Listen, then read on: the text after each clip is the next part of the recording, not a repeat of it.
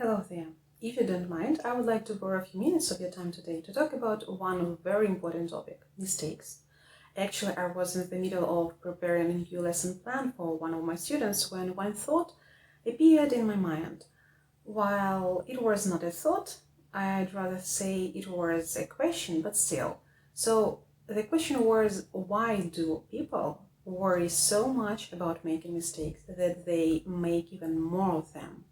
And what you should do to make less mistakes. If you are one of those students who are afraid to make mistakes, don't be surprised when I say that all of the students, almost all of the students are afraid to make mistakes. And that is the main reason why they make mistakes over and over and over again. And before we start, I just want to say to you that I'm going to talk today about my personal experience, first of all, and some experience of some of my students who shared some concerns and worries with me during our lessons. So let's talk about the reasons. There are a lot of different reasons why students are so afraid of making mistakes, but I would say that the most common reason is our parents.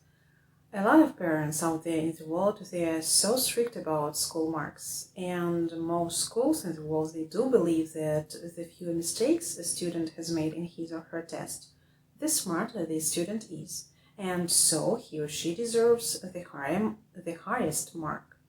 But is that always true? How about different coincidences, good luck in choosing answers randomly, bad feelings, or even cheating? How about this? Once I was also a student, and my parents were very strict about school marks. I did try to do my best to get the highest ones, but sometimes failures happen, no? So I remember how I was shivering when my mom attended those school parent meetings where my teacher handed out those, very small sheets of paper. So small, but so scary for me. On those sheets of paper, there were all my marks for the last couple of months. And thanks goodness that my mom has never punished my brother or me physically. No, that has never happened. But my mom had some other very powerful instruments and tools on how to make me feel very, very miserable. She was talking to me. She was talking to me and drawing all of those possible scenes from my possible future life that I could have if I'm not going to study better and harder. And I was sitting there and trembling just imagining that. Just so that you understand, I was never very easily scared or frightened of something. I was never afraid to go back home from the library or from some of my sports practices across the whole town in complete darkness because there were no lights at the time in our town. And I must admit that our town has never been very quiet or especially safe, especially for kids or teenagers. But when my mom was talking to me about my low school marks, I just wanted to disappear and become invisible. I do realize what her reasons were. She just wanted a better life for her kids, but that experience was so creepy. And I'm sure that I was not alone. Besides, I'm even more sure that right now there are such parents, a lot of them, somewhere in the world as well. So parents, if you're watching this video right now, please try to realize that your kids are doing their best already to satisfy you, to please you, not to disappoint you. Just try to be more supportive and understanding, and everything will be just great. Okay, the next reason is perfectionism. Are you a perfectionist? Yes, you. Write yes in the comments below if you're a perfectionist like I was. Okay, I was and I am sometimes. But nevertheless, I do realize that perfectionism is not my friend. Neither is it yours. Perfectionism is our enemy, believe me. You don't want to be a perfectionist, even if you are right now. Deeply in your heart, you do understand it. You always want to do everything perfectly. And when you finish, yes, at that moment you may think that your work is the perfect one. But then you look at your work from another perspective. And tell me that you still think that your work is the perfect one. Sorry, I don't believe you. Then you see something similar to your work, like a project made by some other person. And you still think that your work is the perfect one, is the best one. Really? I don't believe you. If you're one of those people who want to do everything ideally and perfectly all the time, please stop it. Stop killing yourself, your ambitions, your creativity, your great ideas. You see, this is how perfectionism works. It doesn't help. Never. You will never be satisfied for 100% with your work, your project, whatever. You will always think that you can do your project better, you can improve it. Please don't do it. You can't devote your whole life to just one project, to just one work. That would be just insane. If you are one of those perfectionists, please stop killing yourself. Start living a life of a normal person, with failures, with successes. Everything is great. This is our experience.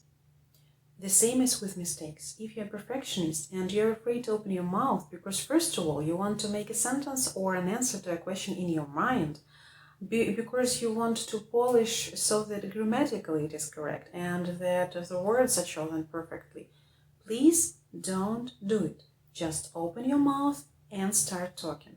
Forget about mistakes. Forget about wrong words, about wrong collocations, about sentence stress, about rhythm, about mispronouncing. Just forget about everything of this and open your mouth and start talking.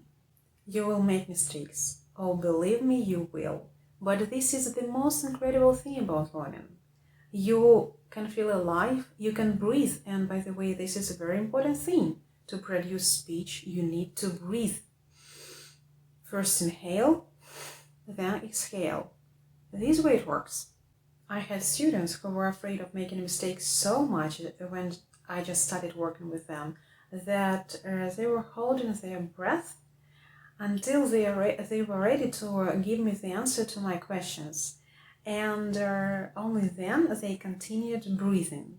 And you may not believe me, but at the end of the lesson, they were always complaining about having a terrible headache. Can you believe this? No wonder, yeah? Honestly, I was so always nervous about having lessons with these students because I never knew how our lessons could end. Or maybe I would need to call the ambulance or something. And thank goodness that I persuaded those students to change their mind about learning process. And I hope that you understand that I'm doing the same right now with you here. What are the reasons? Well, I guess there are thousands and thousands of them, but one more of the most common ones can be exams. People are always nervous about taking exams. It's not something unusual. It's pretty common for the majority.